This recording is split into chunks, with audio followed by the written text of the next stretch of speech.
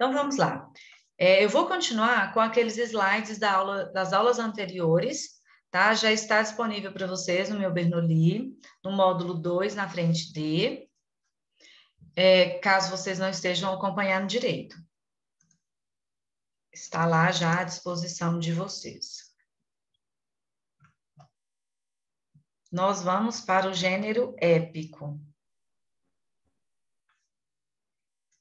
Este. O negócio todo zero, resolver. Tem que dar uma travadinha, né? Porque se não travar, não tem graça.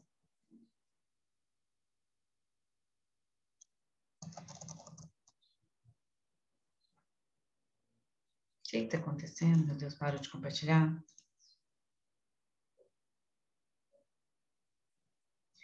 Ué.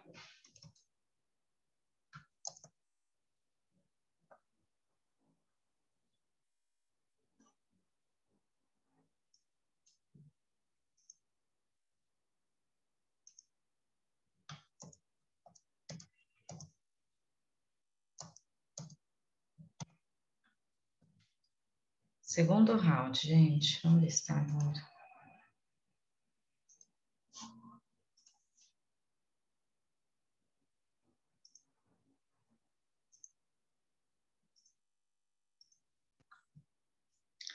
Deu certo? Vocês podiam falar que deu. Deu? Apareceu aí. Ah, tá. Isso aqui a gente até começou, né, a ver a questão do gênero épico. Isso. Então, o que é importante no gênero épico? Por que eu o deixo por último? Primeiro, é preciso que vocês tenham em mente que essa divisão, gênero lírico, épico e dramático, é uma divisão clássica, não é uma divisão atual, tá? Se formos considerar lírico, épico e dramático, onde entrariam as narrativas? Dentro do gênero épico. Ok? Então, lembrando que essa divisão é clássica, é uma divisão feita na antiguidade e foi aproveitada atualmente, só que é claro que ela precisou ser reformulada. Então, na Grécia Antiga, dividiam-se os gêneros literários nessas três formas. No entanto, agora nós temos o gênero narrativo que está inserido dentro do gênero épico. Então, se formos considerar, cadê o gênero narrativo? Cadê os romances? Pertenceriam dentro do gênero épico. Tá? Por que dentro do gênero épico? Porque o épico é o único narrativo. Então, aqui são narrações de fatos grandiosos.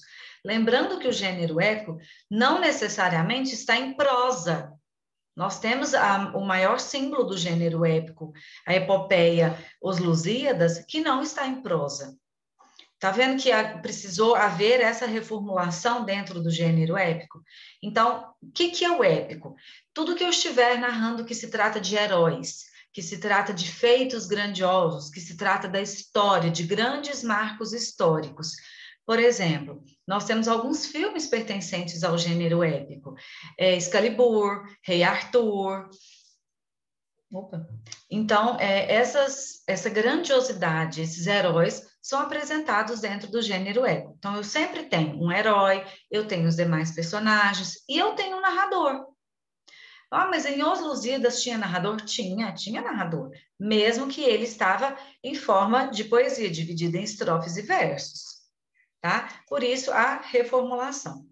Aqui eu tenho um trecho de Os Lusíadas, que é o maior símbolo do gênero épico, né? A epopeia Os Lusíadas, criada por Camões.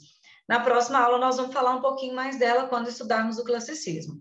Camões foi um autor que, com a sua exuberância, até hoje ele é considerado um dos maiores poetas portugueses, junto com Fernando Pessoa e com o autor Eça de Queiroz, né, os três grandiosos autores portugueses. Só que Camões, ele tem uma diferença, né, porque Camões é na época antiga e Camões, ele não tinha aquele estilo clássico dos poetas na sua vida mundana. Então, Camões ele não fez sucesso em vida, ele fez sucesso depois. Ele produziu essa epopeia, Os Lusíadas, narrando esses feitos heróicos de uma forma exuberante. Não há outra epopeia maior do que Os Lusíadas até hoje. Então, Camões... Laura acordou. Então, Camões tem uma peculiaridade aí dentro dos demais autores portugueses. E ele narra esses feitos heróicos, né? Vasco da Gama sai de Portugal em busca da Índia, em busca de novas terras. O que eles queriam? Expansão marítima, progredir financeiramente, conquistando novas terras.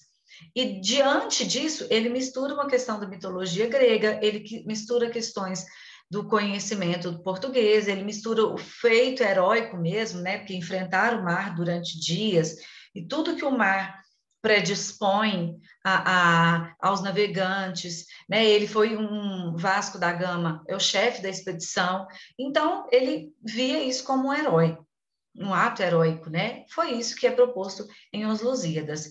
E Os Lusíadas, por se tratar de fatos heróicos e ser um gênero narrativo, nós temos o gênero épico, tá? Lembrando que, atualmente, o gênero épico tornou-se no gênero narrativo, o qual nós vamos falar daqui a pouco. Então, vamos lá. Aqui eu tenho um trechinho muito vago, né? Já que Os Lusíadas, se não me falha, são 3.280 e poucos versos, então aqui eu tenho nada, né? Da quantidade de versos propostas por Os Lusíadas. Quem pode ler, por favor? Vamos lá, gente, amanhecendo a quinta-feira. Cadê? Aninha? Deixa eu pegar a minha lista de chamada aqui. Que aí eu vou lhe seguindo. Ana Clara?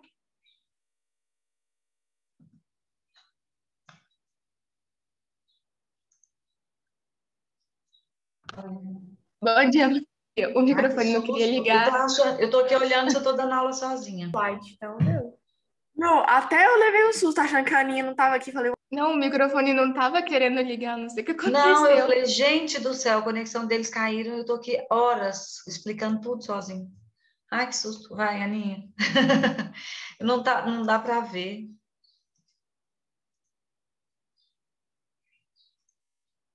Aninha? Oi. Acho que deu. Dá para ler esse trechinho aí, por favor? Dá. Qual vai dizendo filho, a quem eu tinha, só para refrigério e doce amparo, desta cansada já velhice minha, que em choro acabará penoso e amaro. Por que me deixas, miséria e mesquinha? Porque de mim te vás, ó filho caro, a fazer o funéreo enterramento, onde sejas de peixe e mantimento. Então, aqui narra, né, um trecho muito vago em relação a esses feitos heróicos. Mas, ó filho, a quem eu tinha só para refrigério, aqui eu coloquei esse trecho para a gente perceber a questão da narração, tá? Narração, então, se trata... Olha aqui. Importante agora, gente, dentro do gênero épico, ele se tornou atualmente narrativo. Então, tenham isso em mente, que essa divisão é uma divisão clássica, no entanto, atualmente nós temos o gênero narrativo. Então, se fôssemos dividir, nós temos lírico, épico, dramático e narrativo. No entanto, o narrativo é uma ramificação do épico, tá? E dentro do gênero narrativo, nós temos, então, o romance, a novela, o conto, a crônica. Aqui, eu quero que vocês entendam uma coisinha. Esses 4 aqui estão em ordem de tamanho.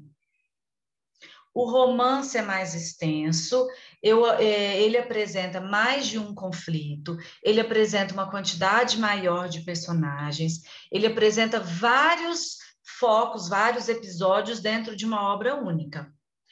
Em extensão mesmo, em quantidade de páginas, em quantidade de conflitos, em quantidade de acontecimentos. A novela é um pouco menor. Nós temos em mente, geralmente, a novela que nós assistimos na televisão ou que já assistimos um dia, tá? No entanto, não tem relação. Porque a novela, a gente pensa em vários núcleos, a novela a gente pensa, né, em um texto extenso, porque ela dura mais ou menos 8 meses. A novela é um pouco menor.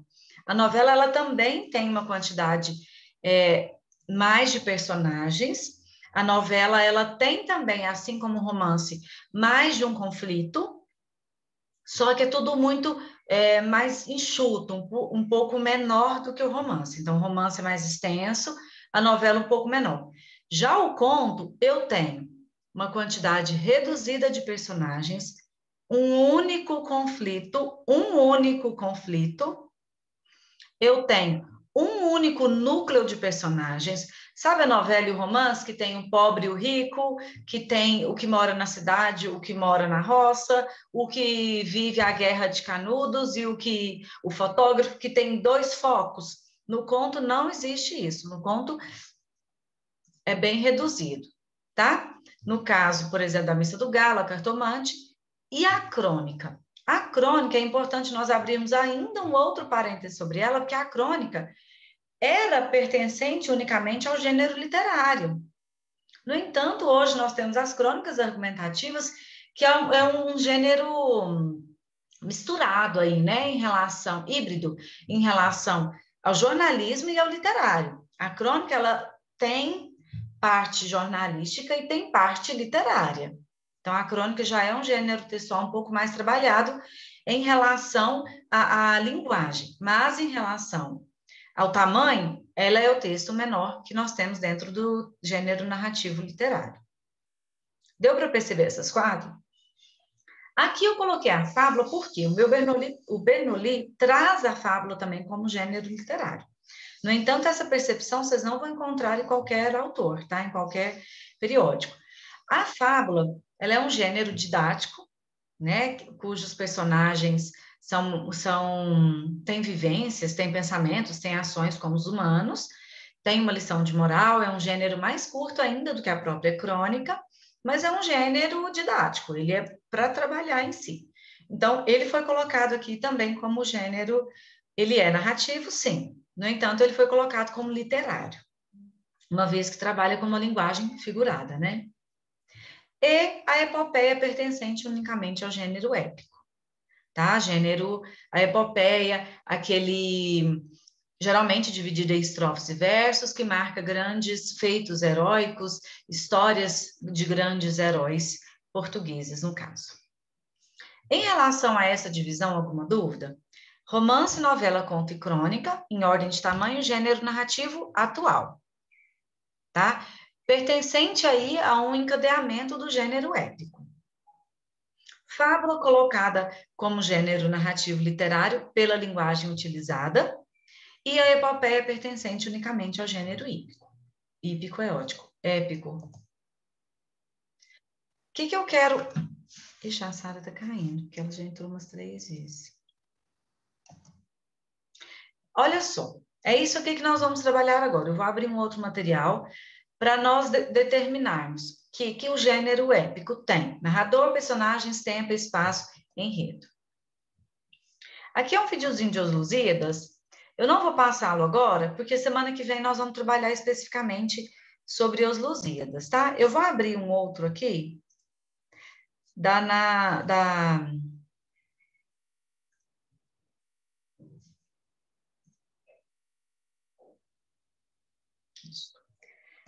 própria narrativa, para nós relembrarmos dos elementos da narrativa, tá?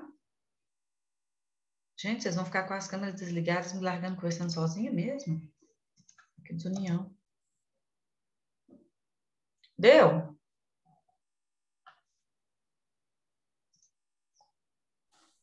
Deu. Uai, cadê essa menina? Ô, Maria Lúcia, tô com minha câmera ligada, te dando tchauzinho aqui, você não tá nem aí pra mim, né? Deixa eu ver. Não, é porque agora que eu saí, mas aquela hora eu tava. Então, vamos lá, gente. Aí, eu tô dando tchauzinho há meia hora, você nem tá me vendo. Agora eu não tô vendo mesmo, não, porque esse press toma conta. Ô, gente, vamos lá. Então, nós vamos relembrar os elementos da narrativa, tá? É importante lembrarmos que nós temos várias formas de escrita. Cada autor, né, tem a licença literária. O que é a licença literária? Ele não precisa seguir a gramática normativa, ele não precisa seguir todos aqueles padrões formais para a escrita. Só que um texto bem escrito, ele possui alguns elementos que vão ajudar o autor a cumprir o seu objetivo. Como que esse autor quer levar o texto narrativo até você? Através do suspense, através do humor, através do próprio narrador. Então, eles têm algumas artimanhas que vão favorecer esse objetivo, né? O cumprimento dessa finalidade discursiva literária aí. Então, vamos começar pelo enredo. O que é um enredo? O enredo é o encadeamento das ações executadas, o desenrolar os fatos. Aqui eu coloquei uma imagem do José de Alencar, só para a gente lembrar, né, que ele é um exímio autor, criador de vários enredos fabulantes. Então, o enredo é o acontecimento dos fatos. E esse acontecimento dos fatos, ele possui 4 partes importantes: a situação inicial, o conflito, o clímax e o desfecho, tá? Lembrando que em romances nós temos uma quantidade maior de personagens, nós temos uma quantidade, vários ambientes nos quais se passam a narrativa. Então, eu tenho várias situações iniciais. Essa situação inicial não corresponde ao começo do livro, essencialmente. A situação inicial corresponde ao começo da história. Como assim? Por exemplo, eu tenho histórias que não seguem a ordem cronológica. Se você montar o quebra-cabeça e colocar na ordem cronológica, a situação inicial provavelmente não aparece no começo. Outro exemplo, em A Cor Púrpura, por exemplo. A Shug, ela aparece no livro quase na metade do livro. Um pouco antes da metade do livro. Então, aquilo ali é uma situação inicial que novamente aparece. Eu tenho a situação inicial da personagem Sally, da Nery, e depois surge uma outra personagem que vai gerar uma situação, que ela tem uma situação inicial. Então, a situação inicial nem sempre é o começo do livro, é a apresentação dos personagens. Aqui eu coloquei um videozinho de um conto que chama Flor, Telefone, Moça. Sugiro a leitura dele, não sei se vocês já conhecem. Eu gravei o vídeo eu mesmo lendo o trecho, porque eu não consegui aumentar a letra, depois deu certo. Aí já estava pronto, eu deixei. E esse conto, depois vocês anotam, é um conto curtíssimo, de uma página só, chama Flor, Telefone, Moça, de Carlos Drummond de Andrade. Eu gosto muito dele. Vamos lá.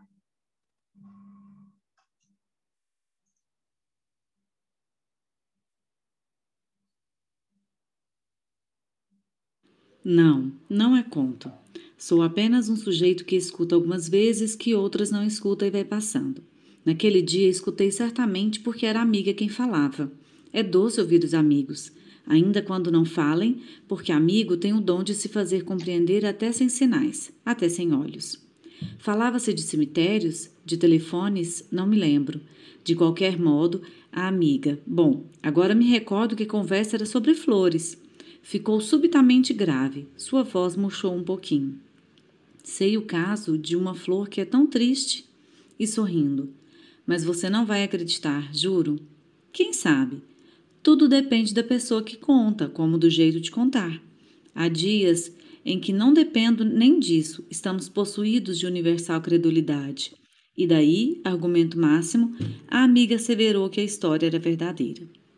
Era uma moça que morava na rua General Polidoro, começou ela, perto do cemitério São João Batista. Você sabe, quem mora por ali, queira ou não queira, tem de tomar conhecimento da morte. Toda hora está passando o enterro e a gente acaba por se interessar. Não é tão empolgante como navios ou casamentos ou carruagem de rei, mas sempre merece ser olhado. A moça, naturalmente, gostava mais de ver passar enterro do que não ver nada. E se fosse ficar triste diante de tanto corpo desfilando, havia de estar bem arranjada.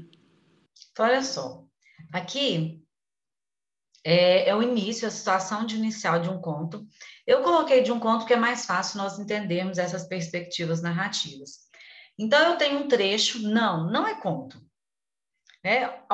Uma conversa entre duas pessoas, e um desses falantes vai contar o conto, vai contar a história. E essa história inicia de uma moça que morava próximo a um cemitério. Pronto, eu tenho a situação inicial dela.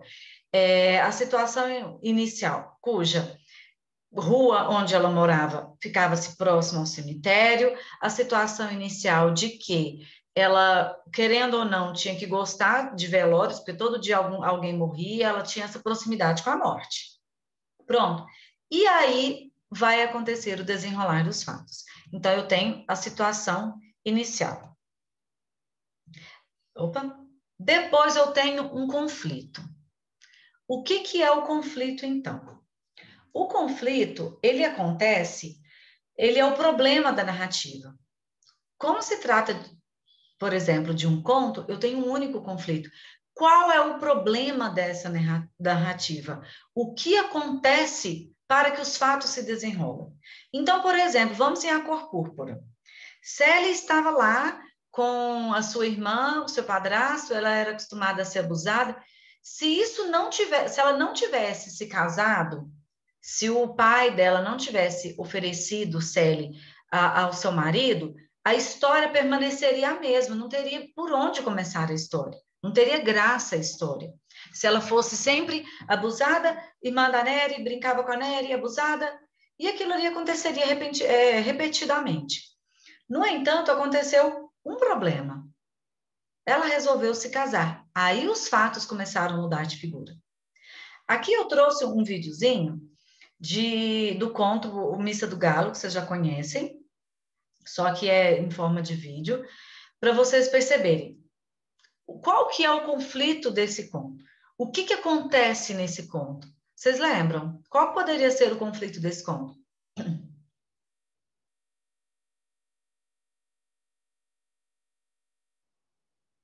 Gente.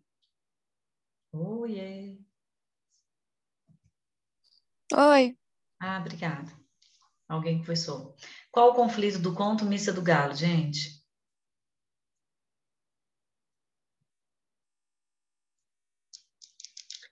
Ele estava lá na sala. Eu esqueci. Lendo Os Três Mosqueteiros. O que acontece?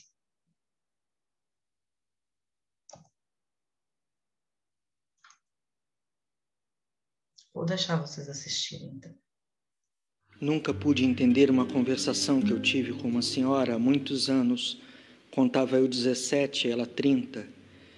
Era noite de Natal do ano de 1861 ou 1862. Havendo ajustado com um vizinho irmos à missa do galo, eu preferi não dormir. Combinei que iria acordá-lo à meia-noite.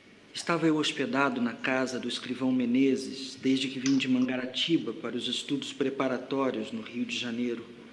A família que tão bem me acolheu era pequena. O escrivão Menezes, a mulher Conceição, sua mãe e 2 escravas. Menezes trazia amores com uma senhora separada do marido e dormia fora de casa uma vez por semana. Conceição sofrera a princípio, mas afinal resignara-se, acostumara-se. A família recolheu-se à hora de costume. Eu meti-me na sala da frente, vestido e pronto, esperando a hora. Tinha comigo um romance, Os Três Mosqueteiros. Sentei-me e, enquanto a casa dormia, trepei ainda uma vez ao cavalo magro de D'Artagnan e fui-me às aventuras. Os minutos voavam. Ouvi bater às 11 horas, mas quase sem dar por elas. Entretanto, um pequeno rumor que ouvi veio acordar-me da leitura. Eram uns passos no corredor. Pouco depois, vi assomar à porta da sala o vulto de Conceição. Pronto. Então... Oi. Que negócio travou aqui, sim?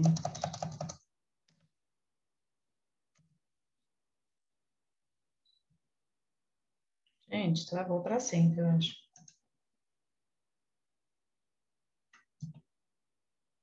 Não, hein? Agora foi. Então, vamos lá. Isso. Então, pronto. Conceição entrou na sala. Esse é o conflito. Se ela não tivesse ido à sala conversar com ele estaria lendo o livro, o vizinho chamaria para ir, ele tinha ido à missa do galo. Esse é o problema. O problema foi que Conceição entrou na sala e eles tiveram uma longa conversa. A partir dessa conversa, aí sim fez gerar o enredo do conto. E por fim, nós vamos... esse aqui é do... Por fim, então, nós temos o clímax e o desfecho. Olha só, quando nós falamos em clímax, nós estamos falando de um ponto mais importante da história. Quando se trata de romances, esse ponto mais importante da história nem sempre está próximo ao fim. Tá? É importante perceber isso. Em contos, eu já tenho o clímax, em seguida eu já tenho o desfecho. Por quê? Porque acabando o clímax é o ponto alto da história, eu já tenho a resolução desse problema. Então, observem que eles estão interligados. Eu tenho o conflito e tenho o desfecho, que é a resolução desse conflito. E entre o conflito e o desfecho, eu tenho um ponto que é o ponto-chave da história, que é o que vai resultar nesse desfecho, que é esse entremeio, tá? Aqui eu trouxe um exemplo de clímax e desfecho dentro da Cartomante, também de Machado de Assis. O que acontece? Vilela mata os dois, ele sai da Cartomante feliz, né, Camilo? Vilela mata Rita e mata ele. Pronto, acabou a história. Resolveu o conflito. Qual era o conflito? O relacionamento amoroso, né, extraconjugal de Rita e Camilo. Então, resolveu o conflito. Ao resolver esse conflito, a história não tem mais sentido, a história precisa se acabar. Tá? Então, pontos principais do enredo: situação inicial, apresentação dos personagens, como eles estão antes da história começar, onde eles se inserem, quantos anos têm. O conflito é o problema gerador da história, o problema gerador do próprio enredo. O clímax, o momento de maior exuberância, de maior tensão, de maior ansiedade. E aí o encerramento da própria história com o desfecho. Então, vamos lá.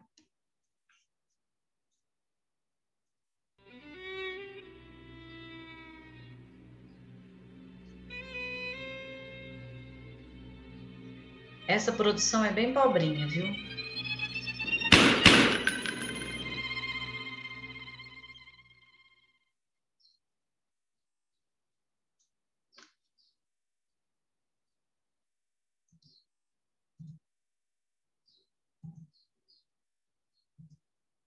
Oh, Jesus. Ok? Sobre enredo? Então, vamos lá, então. Narrador. Quem é o narrador? Narrador é um investigador. Nós temos alguns autores que trabalham de forma a manipular o próprio narrador para ele ser um dos personagens mais importantes da história.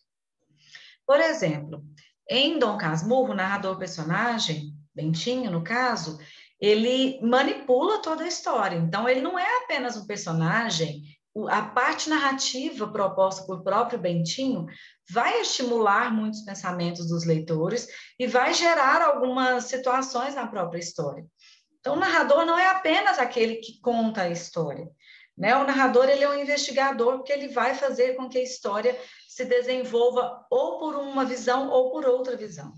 Então, aqui eu coloquei um exemplo do próprio Machado de Assis, não é de Dom Casmurro, mas só para nós entendermos essa percepção. O tanto que o narrador é essencial para a história.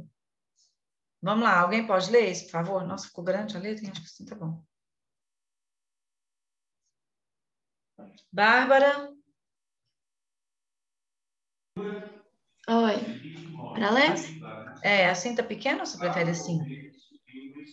Não, do outro jeito dava para ler.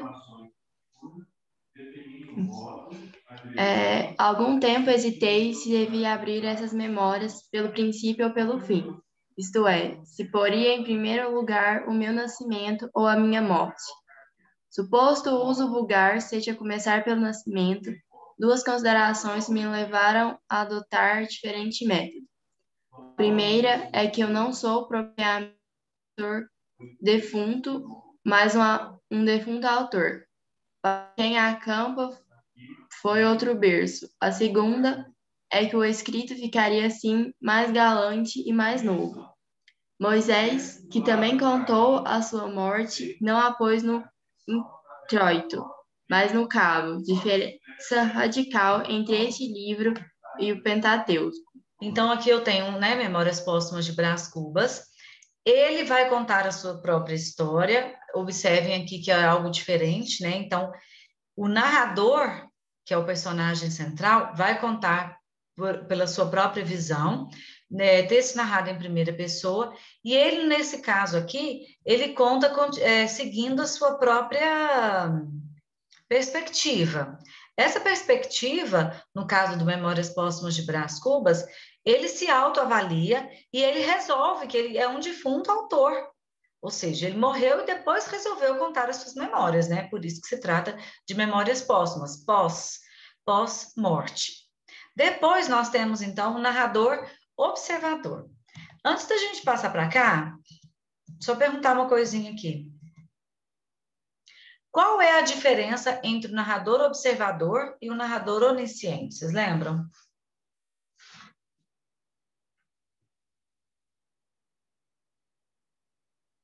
Alguém? O onisciente sabe sobre a vida das personagens? Tipo assim, sabe ele um pouco sabe mais. O que acontece isso. Na história. Exato. O narrador observador, ele vai contar a história do que ele está vendo. O narrador onisciente, ele conhece até o pensamento das personagens. Ele sabe os sentimentos das personagens, sabe o que eles estão pensando, sentindo, querendo, almejando. Observem esse trecho aqui. Esse exemplo foi tirado do meu Bernoulli. Está na página 113. Tá? Vamos lá. Bianca, lê para nós, por favor. Acho que tem como você passar um pouquinho? Ah, não precisa não, Maria Lúcia. Aí você vai passando para baixo, viu? Vou passando. Tá. Naquela rua mora um casal de velhos. A mulher espera o marido na varanda, em sua cadeira de balanço. Quando ele chega ao portão, ela está de pé, agulhas cruzadas na cestinha. Ele atravessa o pequeno jardim e, no limiar da porta, beija-a de olho fechado. Sempre juntos, a lidar no quintal, ele entre as couves, ela no canteiro de malvas, ela no canteiro de malvas. Pela janela da cozinha, os vizinhos podem ver que o marido enxuga a louça. No sábado, saem a passeio. Acorda de olhos azuis e ele, magro, de preto. No verão, a mulher usa um vestido branco, fora de moda. Ele ainda de preto. Mistério a sua vida. Sabe-se vagamente, anos atrás, um desastre, os filhos mortos.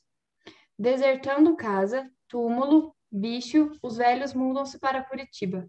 Olha só, gente. Dalton Trevisan é um autor que nós não estudamos no ano passado. Para quem me perguntou o que a gente vai estudar no final, acho que foi até você, né, Bianca? Dalton Trevisan é um autor de contos que nós não estudamos no ano passado e que cai bastante. Ele já é mais atual. Olha só o narrador observador. A mulher espera o marido na varanda, tricoteia em sua cadeira de balanço. Observem que ele não apresenta nenhuma perspectiva pessoal dos personagens. Ele literalmente narra o que ele está vendo, né? Só o que ele está vendo. Não tem nenhuma percepção a mais. Sempre juntos a lidar no quintal, ele entre as couves, ela no canteiro de malvas. Os vizinhos podem ver que o marido enxuga a louça. Os vizinhos podem ver, né? No sábado saem a passeio, a forma que ela está, só isso. Agora observem a diferença. Aqui eu coloquei, além do narrador onisciente, um trecho, 3 perspectivas que fazem com que o narrador onisciente gere isso dentro do texto ainda. O narrador onisciente, nós sabemos a base. Ele sabe tudo. Ele sabe a vida do personagem no passado, sabe no presente, sabe o que o personagem sentiu naquela situação do passado. Ele sabe o que o personagem pensou ontem, sabe o que o personagem planeja fazer. Ele sabe tudo. O narrador onisciente, ele vai levar o leitor na vida íntima do personagem. É importante também nós sabermos que existem obras que possuem mais de um tipo de narrador. Eu posso, em determinado trecho, apenas contar. Em outro determinado trecho, eu usar uma dessas artimanhas, ou fluxo de consciência, ou flashback, ou monólogo interior. O monólogo interior vai ser um assunto que vai cair, que aparece muito depois da terceira fase modernista, tá? Juntamente com o fluxo de consciência também. Vamos lá. Carol, lê para nós esse trecho. Uhum. Uma sede horrível queimava-lhe a garganta. Procurou ver as pernas e não as distinguiu. O nevoeiro impedia-lhe a visão. Pôs-se a latir e desejou morder Fabiano. Realmente não latia. Uivava baixinho e os uivos iam diminuindo. Tornavam-se quase imperceptíveis. Olhou-se de novo, aflita. Que lhe estaria acontecendo? O nevoeiro engrossava e aproximava-se. De novo lhe veio o desejo de morder Fabiano, que lhe apareceu diante dos olhos meio vidrados, com um objeto esquisito na mão. Não conhecia o objeto, mas pôs-se a tremer, convencida de que ele encerrava surpresas desagradáveis.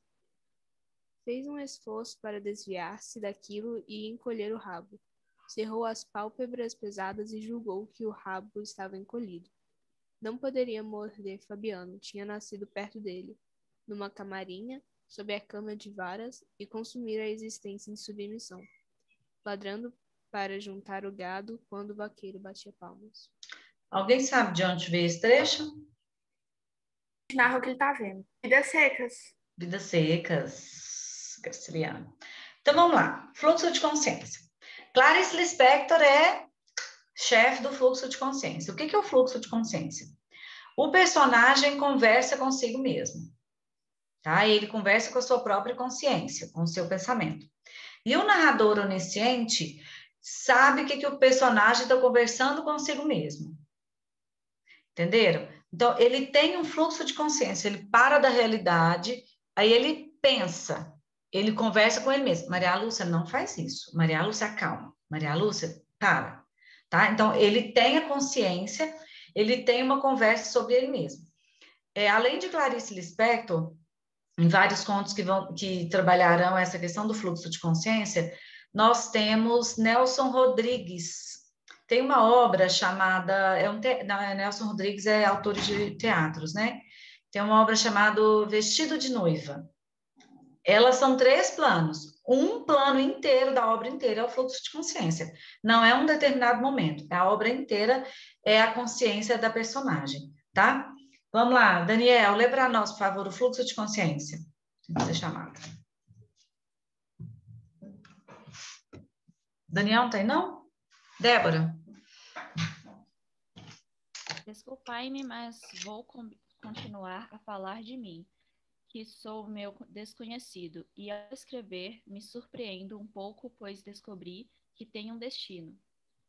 Isso. Então, ela tem a consciência dela mesma, ela está falando sobre ela mesma, é o fluxo de consciência.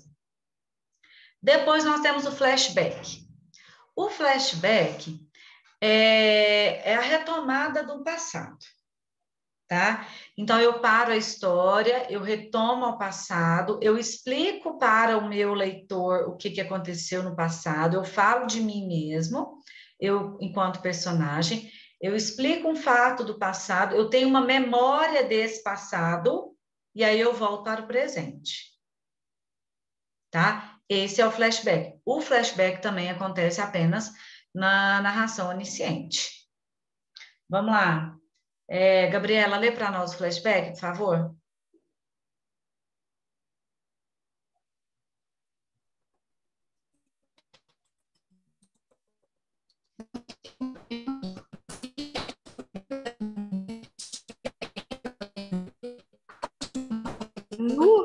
Tá travando. Medo. Nossa Senhora. Tá parecendo uma musiquinha. Não tá? Tananana. Gabriela, tá travado para nós. Giovana, pode ler? Aham. Morri de uma pneumonia. Mas se lhe disser que foi menor. Que Foi isso? menos. Menos a pneumonia de uma ideia foi grandiosa e útil. A causa de minha morte Apareceu um trem na tela. Ah, tá.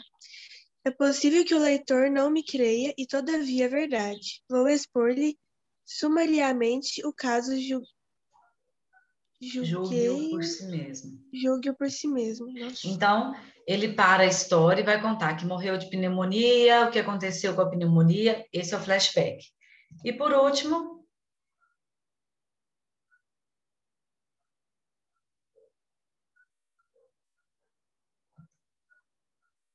o monólogo interior. O monólogo interior, aí o personagem conversa com ele mesmo, tá? O fluxo de consciência, ele para pensar, aqui ele conversa com ele mesmo. O monólogo interior, o próprio nome diz, né? Também acontece apenas na narração onisciente. Ele vai conversar, tirar as próprias conclusões consigo para depois expelir, para depois colocar para fora. Então, o monólogo interior, também muitíssimo usado por Clarice Lispector e por Nelson Rodrigues, é um artifício que vai fazer com que nós, leitores, conheçamos muito mais profundo o próprio personagem, o próprio pensamento e consigamos analisar psicologicamente as ações dos personagens. Olha só, o personagem, ele pensa, ele raciocina, ele bola o seu plano para depois falar, para depois agir. E aí, nós, enquanto leitores, então, conseguiremos ter uma análise mais profunda desse personagem. Percebam que essa característica ela é um pouco mais íntima. Ela ela tem o intuito de fazer com que nós conheçamos intimamente o personagem, até mais que nós mesmos, porque a gente conhece tudo do personagem. E a partir do momento que você conhece tudo, você consegue analisá-lo psicologicamente. Aqui surge a partir da concepção de Freud. Freud vai surgir para nós no começo do modernismo. E a partir daí que vai aparecer essa característica, então. Observem que nas obras anteriores a gente não tem esse monólogo interior. O Machado de Assis trabalha muito com os flashbacks e as digressões. Ele para a história, retoma o passado e volta. Agora, o monólogo interior e o fluxo de consciência é uma conversa interior. É falar de si mesmo, né? O personagem faz esse trabalho. E aí você consegue analisá-lo psicologicamente, não só visualmente, não a partir apenas das suas ações. Tá? Então, observem que nas obras que vocês encontrarem isso, a própria Sally, né? Como a história é ela enviando cartas, ela fala dela mesmo o tempo inteiro. Ela se analisa o tempo inteiro, mesmo que indiretamente. Tá? Então, só para vocês perceberem que isso aí, essa característica, nos deixa muito mais íntimos e mais próximos ao próprio personagem. Vamos lá. Quantas horas, gente? Eu vi que estava 40 e poucos. Acabou a hora. Ah, já deu? Quantas horas? 50. Já, são 7h50 já. Ah, então desculpa, eu não vi. Deixa eu só fazer chamada rapidão, então. Os que leram eu já vi. Daniel não tem, não? Débora, Gabriela está, Giovana, Graziela. Iago. Iago estão? Iago eu vi que estavam. Laura, Luiz, Marcelo, Matheus, Natália, Nicole, Pedro.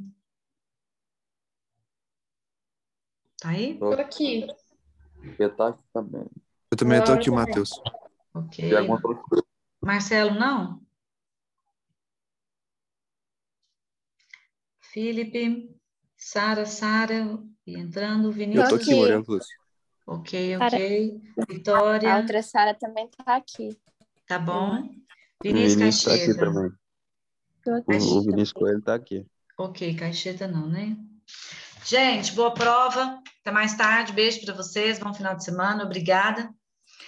Até semana que vem, se Deus quiser. Tchau, Maria. Tchau, gente. Com Deus. Obrigada. Tchau, Maria. Tchau.